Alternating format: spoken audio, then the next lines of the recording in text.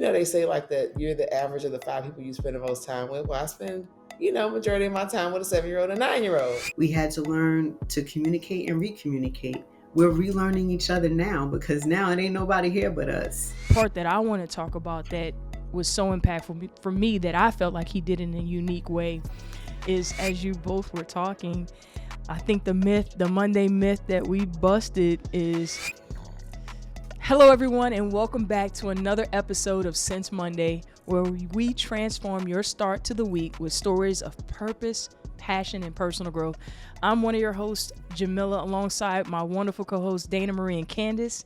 In today's episode, we're focusing on the power of relationships and how they contribute to our growth, both personally and professionally. We'll be sharing some stories of impactful relationships that have shaped our lives. And of course, we're going to debunk another Monday myth. So let's dive right in and discover how meaningful connections can help us grow and succeed.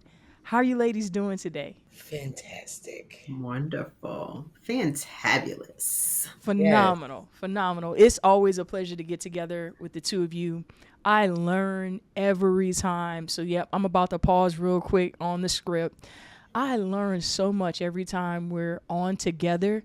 I stay in a cup posture. You'll see that emoji from me all the time. I stay in a cup posture when I'm in your presence. And I am open to learning through you, your experiences. And so this blesses me every episode. So I just want to tell you I love you and I appreciate you for even doing this with me. I love it. We love you, girl. We do. And ain't nothing you can do about it. Absolutely. Until the end of time. And right. Then again and again.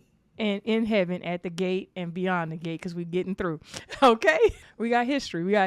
So we're going to talk about those powerful, impactful relationships. And for me, I'll get started this episode with a relationship that has impacted me professionally, personally, in every way, shape, or form to the person that you all hear and see right now. And I'm gonna leverage that relationship with my dad as the relationship that I'm gonna talk about that has had a tremendous impact on my life. But before I jump into that part, the only way that relationship was possible was the way my mom moved back in the 70s, which was very different for a woman. So I want to make sure I shout her out because my parents would have never been together, gotten married. I wouldn't exist in this way if not for the way she was moving at that point in time. You know, I love my dad with all my heart, all my being, but he wasn't moving right. Let's just be clear. He wasn't moving right. So I want to make sure I shout out my mom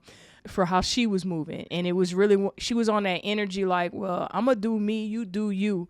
Catch me if you can kind of energy. And he got his act together and caught my mother. So, and then came Jamila and another sibling after that. So your daddy said, I ain't letting this one get away. Ain't about to happen, right? But she could have easily, because my dad, just a little bit about him, first generation college student at Louisiana Tech, majoring in art, had a lot going for him. He was already to a degree a public figure in their hometown, in the newspaper a lot, doing stuff that nobody was doing. So he had, a brand and reputation. So she could have easily been like, I got to hang on to this good man. Like, he going to take care of me and all this, that, and the third. And she was like, nah. Like, no, you're not going to move right. I'm on. I'm on to the next. And that's actually how we ended up in New Orleans as a family, because she left their hometown and was like, do whatever you're going to do, but I'm out. And she moved to New Orleans without him and started doing her own thing. And so, yeah, I have to give a shout out to my mom before I share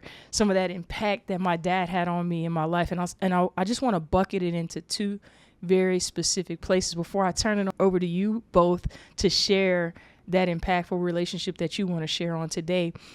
One specific thing was what I believe how God has created us as women and as men to protect, provide, a sense of stability. My dad was A1, A++ when it came to that. And he did it in a very unique way.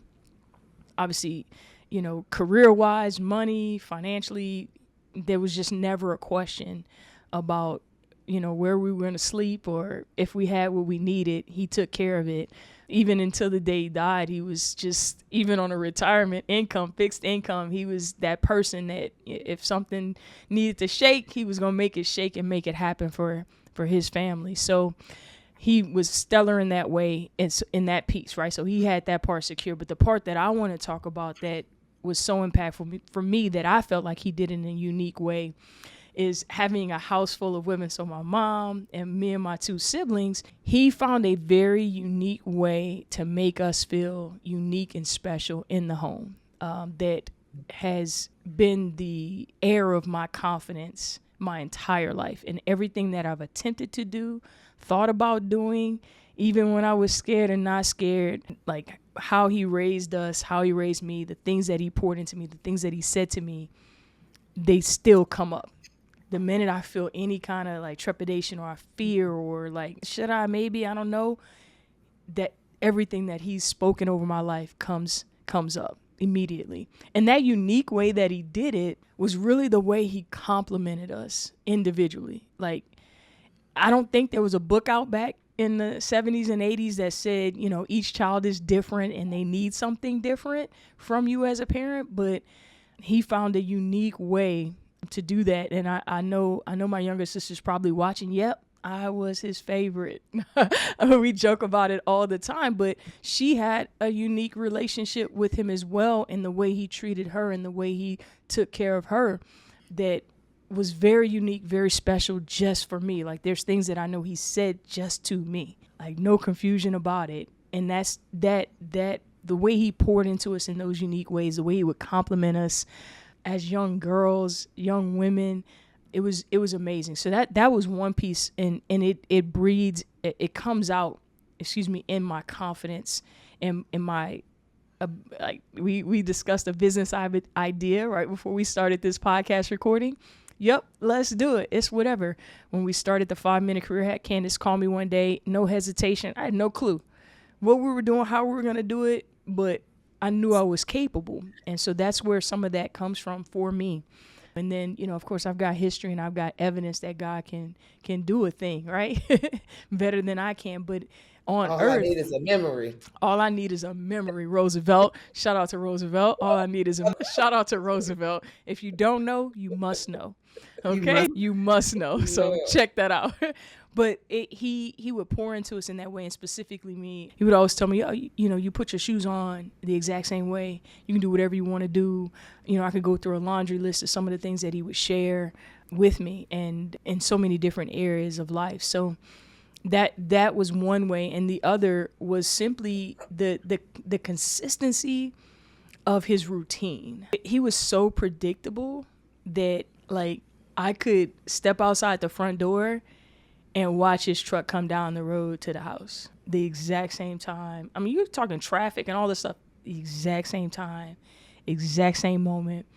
I knew when he was going to be hanging out with his best friend, Sam at the time, like every Thursday night from this time to this time, and then he'd be home a little bit before 7. We'd be watching The Cosby Show or whatever that might be, and I knew what the weekends were going to be. Like, the consistency of his routine, what it taught me was, number one, you can do whatever you want if you build it into your day, right? And then it also provided a level of stability to never have to be concerned about, like, if he had my back. And I always think about this one instance when I was in college. I had my Honda Accord. You know, I was out here just turning corners. I was in college, and I was driving the streets of New Orleans. So anybody in the audience from New Orleans, if you're driving uptown in New Orleans, I don't care how many repairs they've done in the last 20-something years, the roads are horrible. And so I broke the axle on my car, and I'm 19, 20 years old, and I didn't even know what was wrong, but the car just stopped. And this is before cell phones are really like heavy in use. So I had to like find a payphone and call, and I called my dad, and it was probably like 5 something in the afternoon. And I called him and I said, hey Dad, like the car just stopped. I don't know what's wrong. Like, he's like, where are you? And I told him where I was. And he's like, all right, like, are you on the side of the road, like going through like where I was and all this? Okay, sit tight, don't move. I'm gonna be there in a few minutes. And I use that story as an example but that was pretty much my entire life while he was here on earth. Was like he was always the first call, right? So that stability, I believe, is so important emotionally and psychologically, at least for my life. So that's the relationship that I wanted to share about with my dad.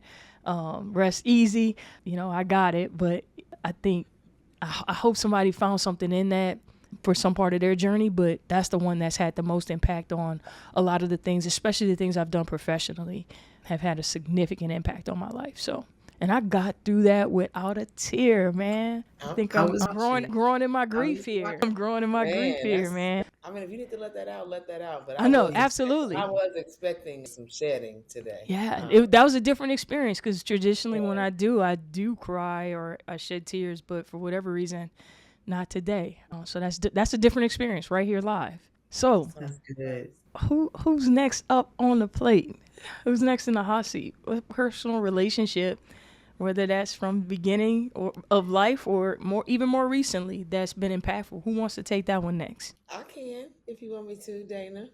Yes, Look, please it's do. always when it's like three of us, we like looking at each other's faces, like who's gonna talk next? Right. Like I'm gonna Maybe I wait. can read her smile. Do we just go ahead and say That's it? literally what we do. It's on This is FaceTime. Oh, listen. that's I'm exactly picking what up we do. cues. I'm looking at your eyes deep behind your retina. What's wrong with you? This is a hard question, though, Jay. He was like, "What relationship?" I had a bunch of relationships that crossed through my mind as you were talking. From my relationship with God, my relationship with myself, my relationship with you all on these calls, my relationship with people who hurt me deeply, and what I learned. Like I just literally was like going through all of them. And then I was hesitant to use the relationship that I'm going to talk about because I'm a mom. And so, they say like that you're the average of the five people you spend the most time with. Well, I spend, majority of my time with a 7-year-old and a 9-year-old. That is so my other side, I got to have like grown people for those other three because, being poured into by children. But I was hesitant to talk about this relationship because actually, you'll probably, if someone asks me for like mom advice, I'm always like telling them to put yourself first. But I don't take for granted what I'm learning being a mother and the way that me and my kids are actually in relationship. And that's the one that just is in my heart and in my mind right now as you asked the question. And I jotted down a few things, but one of my values is responsibility. So I'm going to naturally do for my children what I'm supposed to do. They're going to have somewhere to sleep. They're going to have somewhere to live. They're going to have food. So I'm going to do that out of it's my responsibility to do that.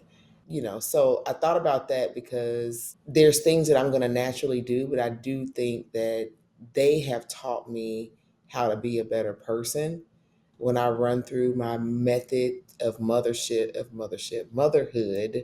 and how I mother them. Sure, some of it comes from my own experience, but most of it is also coming out of me challenging what I was taught about being a mother or being even a person at times. I'm running it through when I'm parenting my kids and building our relationship and showing them how to be in a relationship. I'm running it through that filter of like, I got to challenge everything that I was taught. And Jay, I know this is a conversation we had back in like 2021 where on this mission, we challenging everything we've ever been taught. And I get this opportunity daily to do that with my kids because I'm in this mode for myself of getting to the origin of things before I jump into problem solving mode. So like before I just go make this hasty decision, let's figure out why I feel the way I feel anyway. And so with the kids as a part of our relationship and what I'm teaching them early and it's helping me is like I'm forced to get to the origin of how microwaves work to like oh that's gonna burn if you put the foil. Like let's go look that up scientifically. Like I'm having to do that. But just the process of us doing that together is actually it's a huge dynamic in our relationship. And it's teaching them how to one, how to fish, but also how to, we're learning to trust each other and just make sure that we are getting to the origin of how things, whether it's physical things, mindset things in life, how it works. We want to get to the origin of it, whether that's going down to the Bible, to the dictionary, or to the encyclopedia, whatever that looks like. So that's from a relationship standpoint. As I sat here and kind of went through all the things that we do, like that's what that my relationship with my kids is literally changing my life. Love is something that I think about often. I want to feel often, talk about it a lot. That's God. I mean, God's thing too. Love is His thing. And so I thought about that this process that I went through with the kids back in 2022, going through the Five Love Languages book for kids, and just kind of understanding what I had created as their love language by the way I was parenting them, to our new understanding of love languages through that book. And I use that example because it's here we are again. Yes, it's because I have this responsibility to make sure these kids know what love is and all that. But it's also something that was really, really helpful with me in how I'm in relationship with other people, how I understand other people, just by going through this exercise with the kids. So love is a big factor of it, my responsibility. And then the third thing I think why this relationship is so important is because it's teaching me to be more present. I was talking to a parent last week, just kind of explaining, which obviously my career pivots and the way I ripped my life upside down in 2020 has allowed me to have this kind of time and space. But in order for us to get to the root of whatever challenges we're facing, or challenge everything we've taught, or go back to the origin of things, that takes time. That takes time. Like Riley came in the laundry room the other day and like put the dirty clothes item in the wrong place, and then naturally you're like, girl, why would you do this? And because I fly off the handle, and I was like, okay, I need to slow down right now because this is a teaching moment. So, go get the dictionary. Let's look up because I don't want to call you lazy, but I need you to go read what lazy says. Because and let's talk through it. So it's like I'm having to be present to make sure they understand things. And then I get to go. I have to do that in my home. So now when I go out, it's something that I'm practicing daily anyway. And again, it's a function of the relationship that I'm building with them, the responsibility I have to shape the way they think or influence the way that they think, the way they go out in the world. And it's adding a lot of value to my life. It really is. Like I was like, I don't want to talk about the kids because I'm Candace. I'm just I'm out here trying to reclaim my territory. I am me. I was here before them. I put myself okay, sorry. Get that out. Look, it's Get that okay. out. That get But that as I out. sat here and thought about it, because I was like, well, I sure don't want to, be the one that's always like, sacrifice and all this stuff, because I don't really like to use all that language. I was like, no, this is adding incredible value to me. Like I get to learn the most in relationship with them, and in the things that I have to slow down and use to impart in them so they could be the best version of themselves. So I don't know. I'm just that That's good. yeah. That's where I landed. I think today I could talk about my mom, my grandma, my daddy, my ex, y'all, the work people, because I learned a lot in every relationship. But this one is making me go deeper. It's making me be more present, and it's actually like forcing me to live within my value system, because I have to. Like I have to. Like they depend on me. So I have to do this, but we're not going to do it by me just telling them. We're learning. I'm learning alongside them. Like I'm learning with them, and I Yeah. think that's the beauty of it. I think that's phenomenal. And I would say I'm in that number too, because I feel like I'm learning through them as well. How we came about this new business venture that is going to be launching really soon was because we were talking about a negotiation between your two kids about a business that Riley had just started in the last 60 days. So we're learning real time, and that's what inspired it to just go. And we got the idea. Okay, then let's talk through a couple points. So I think that's phenomenal. And there was something that your son said recently that just really, brought me back to Which my one? early days. I know, right? Because that brother And be spitting out fire. it was when, like, I was so shocked, but then I've had some time to reflect on the statement. He said that, you know, we've already talked about this, That's what I right? thought you was gonna say. He said we already had this We've conversation. already had this conversation, I'm right? with Levi on that. Thank you, Like nephew. we've already had this conversation. And so I've thought about it a billion different ways since he said it. Like that's how I was like at first, because number one, I'm on the phone and I'm hearing him say this, so I'm not in person hearing, and so I don't know who this is saying this, because like I first of all I don't even believe it's him, right? And so after the conversation was done, I was like, so who was? I'm like, Candace, so who said they had this conversation? Who was that? Like, because I had to be sure it was him.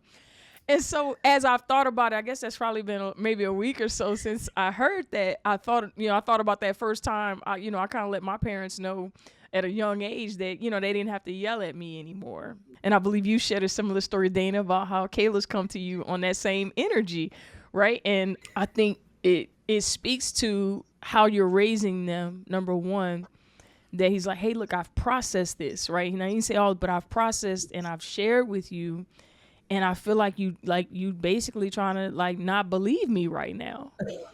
And I see you. I see you. Mhm. Right? And so Yeah. and he challenged you, and he was like, "Well, I still need to be sure, because it was a pretty serious matter. I still need to be sure." But I just think, like, if you fast forward for his life and where that type of energy will take him is like, oh my gosh. Yeah. And so I've definitely reflected on it in other places where I need to have that same energy. And I wanted to say 5 the other day, and then I said 6, but that 7-year-old, when that Yeah. 7-year-old was practicing out loud. So I think that's like you said, that's a perfect relationship that's had some significant impact over the last Yes. 10 years. Significant. So I appreciate you Yeah. sharing. Again, like I said at the beginning, I learn from you all. I learn from your kids as well, right? Because, Kayla had one of those moments a little while ago, right? So, Our kids are so courageous. man, they're Like so they're Yeah. so courageous. courageous. And I purposely try not to, like, I don't want to live vicariously through them, because I think that's too much for them and me, right? It is. But I learn from the things that they do, what they say, the way that they stand up for themselves. Now I acknowledge that they are that way partly because I'm their mother, and those are the things that I'm teaching them. But I admire these children, Yeah. like the way they move about the world. I'm like, not, oh, I wish I was that way when I was a kid. Man, I want to do more of that. Right now. Right. Do more of what you're doing. And not me giving you this burden of, you got to be responsible for how I feel about myself, but thank you for being an example to me. And I try to tell them that when it's time, like, I'm learning too. This is my first time being a mom to a 7-year-old Hmm. and 9-year-old, Right at and the this is same this is time. a this is a brand new relationship for me as well. So, like, let's do this. Right. We're I gonna mess love it it. up. We're gonna I put it back love together. that. Okay. That's good stuff. I That's good love stuff. it. So Dana, share with us I that I relationship. love I love that, the common thread I think for all three of us is that we are willing to be continuous learners through these relationships that we have. So I started just kind of jotting a few things down as you both were speaking. And not that I, don't know those people that have had that great impact on me in relationship, but I wanted to be clear on how I share this. So I just jotted down yesterday, today, and tomorrow, Mm, right? So if I had to think about the most impactful relationship, and it's all family, right? mm, There's something about that bond with family that just, it's just different. And maybe the way that I share this is a little different because for me, when I speak about yesterday, while my mom had great impact on me, like I think I landed the best pot of gold when it came to a mother. Even during my teenage years, when I know I gave her a headache and she probably wanted to go upside my head, and I thought I was grown, right. I still knew that I had the best mom like ever. Right. So I landed real true gold with that. But I think about the relationship with my granddad, Mm, being the oldest granddaughter, the first grandchild, the first niece, the oldest daughter, all of those things. And my mom being 19, when she had me. So we started out in my grandparents' home, right? So I was mm, almost like privileged to things that a lot of people may not have been privileged to. at that age. Of course, when I was growing up, it was kids are seen and not heard. But my granddad always had a special place for me to just say what I needed to say anyway, right? And that's just a relationship that to this day still has many great impacts on me. I think about even the financial moves that I make today. What would my granddad say? The professional personal moves that I make today, what would my granddad say? That's how you know that it has impact on you, because you are reflecting, well, what would they have done, or what would they have coached you to or mentored you to do, and is that something that they would, be proud of you in doing, right? Not that I needed to people please my granddad, because he was a straight shooter, even though he had a soft spot for me. And I never could understand, even when other people, like, my sister or my uncle, would go to borrow money from him, he didn't press them about paying him back. I was pressed to make sure that I paid my money back. But what he was teaching me was responsibility, maybe in a way that he didn't think the other people would be responsible, right? So my granddad certainly had the greatest impact on my life of yesterday. If I had to talk about today, the impact that I see and the changes that are happening, my husband and I are empty nesters, right? So here we are, 30 years into our relationship. 29 will be coming up on our 29th anniversary in August. This is someone that I have grown my entire adult life with when I started thinking back on it. Like, I have not been with someone else to grow in adulthood with. So we have learned to navigate challenging times as well as we've navigated, times that were not challenging. We had to learn to communicate and recommunicate. We're relearning each other now, because now it ain't nobody here but us, right? So we don't have to dance around how we say things and what we say. So I love that we're still learning, and that we're still open to learning, and that we're still willing to learn, right? It's not to say that in every relationship, even in the relationship with my granddad, there were challenges. He didn't like some of the things that I did, and I didn't like some of the things he did either. But I was the grandchild, right? Mind your manners, right?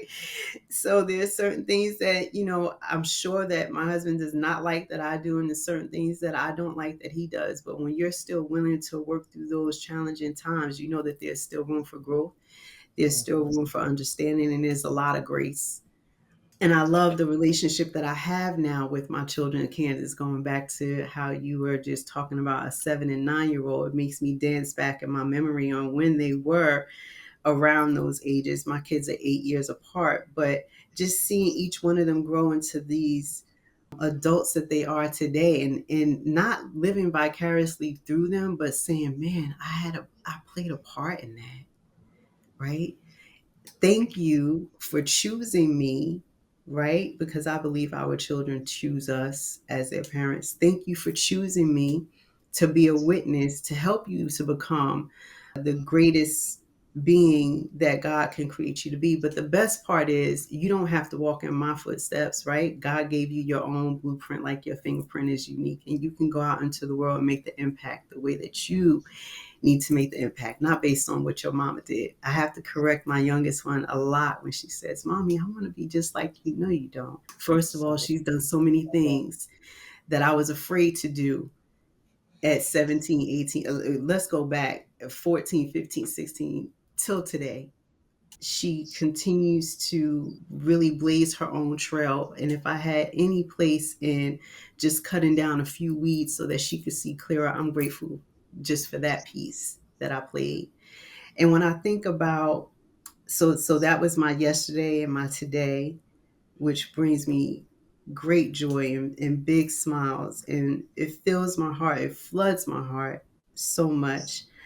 But there's something about the future relationship that is being formed now between me and my grandchildren that is just, it's indescribable, and it surpasses anything that I ever thought I knew about love. I can remember the first time in the hospital when I held Tristan, it was just the greatest joy to, be a grandmother, even though it was not planned, it was unexpected. His parents are young, but to feel that now here is true living testimony that my legacy continues. This person shares my last name, and this is now going into the third generation. And I'm thinking, of course, there are more generations, but I'm saying of my offspring. And I'm thinking to myself, what does God have in store for this little human being? And how much he's taught me. I don't like most grandparents, I don't grandparent the way that I parented, right? They get away with a little, just a little bit more, just enough to make their parents, a little mad at me at times, but also appreciating that.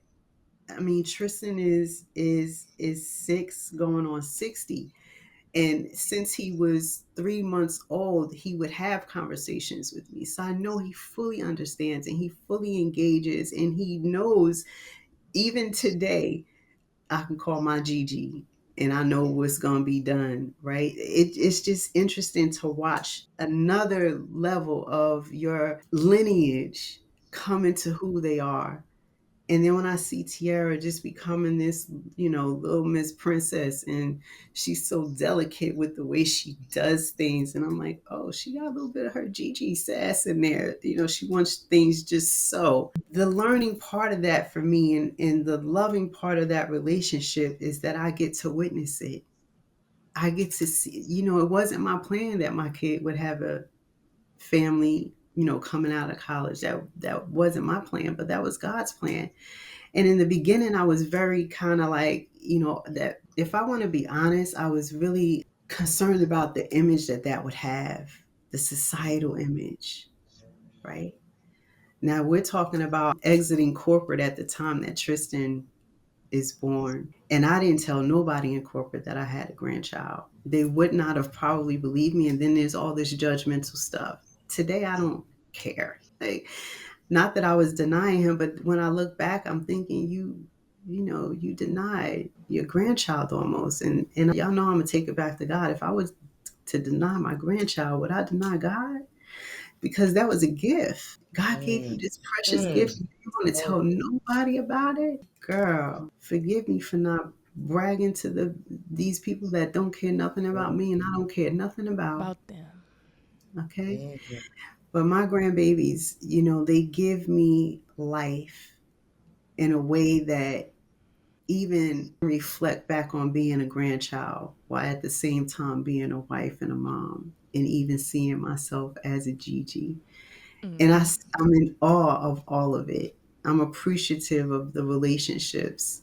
Now we talked about the positive impact of these relationships, right? We talked about the positive, how relationships have impacted us positively, and it's good to note that everything is it's almost like the sweetest thing you've ever known in these relationships. But I would, man, if I could go back in time and ask my granddad what our relationship meant to him, Yeah. I would be curious. I know how he treated me, right? And I would expect that he would probably say these same things or similar, right? Because there was some time that it was just he and I spending time together. And of course, like if you could ask my spouse, what were the how would you view this relationship? I'm curious to those things. My kids, how would you really view this relationship? Because we're talking from the sweetest points, and I'm not saying that those sweet points are not shared moments. They absolutely are. But I would love to hear the love language they use on how they're impacted by these relationships. I can't wait to just have a conversation when Tristan and Tiara are old enough to ask them, how do you think I fared as a Gigi? Right? I think I'm a cool Gigi, Right. except when you jumping on my couch. let them jump, Dana. Let them jump. And Jackson, don't play. Oh goodness. Listen, But I love it. I love that we all kind of turned this back and you turned it, where we can see the common thread of learning from that's what these it was. relationships and the impact that they've had on our lives. So thank you Yeah. for the question, Jay. Man, and when I tell you the lessons, the notes that I've taken as you both were talking, I think the Monday myth that we busted is that you've learned with the ED instead of you're learning.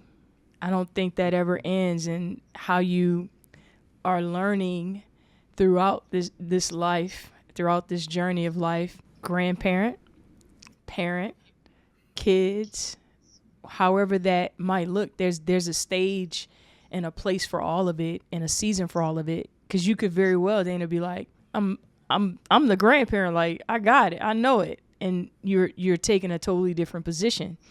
And as you were talking about it, from the first relationship to your grandkids, I think about that, the cyclical portion of that, you starting with your grandfather and ultimately ending as a grandparent yourself, and the continuum of learning. So I think the myth is that you've learned with the ED anything versus you're learning, and you have to be open to the ing version on all of Absolutely. the, whatever the thing is, whatever the topic is, whatever the situation, whatever the relationship. You talked about the empty nest. That's an evolution. So you can't say you learned with the ED. You're learning ing now, because it's a different season. And if you're not open to the ing portion of the word or version of the word, then you're probably stuck in a past chapter or past version that's not going to serve you well, or the person that you're in relationship with. So the way you guys shared those about those relationships just has me like, the content and the things that I want to communicate in the future, endless, just based upon what you shared. Just so I hope it blessed you all. I hope the myth is busted for you. The Monday myth is busted for you. If you're not already following, if you're not already subscribed, be sure to do so and hit us up with a Monday myth that you want us to bust. Or if you have any further thoughts on the Monday myth, the ing versus the ed in the word learn, we'd love to hear from you. And until next time, we love you. Love you.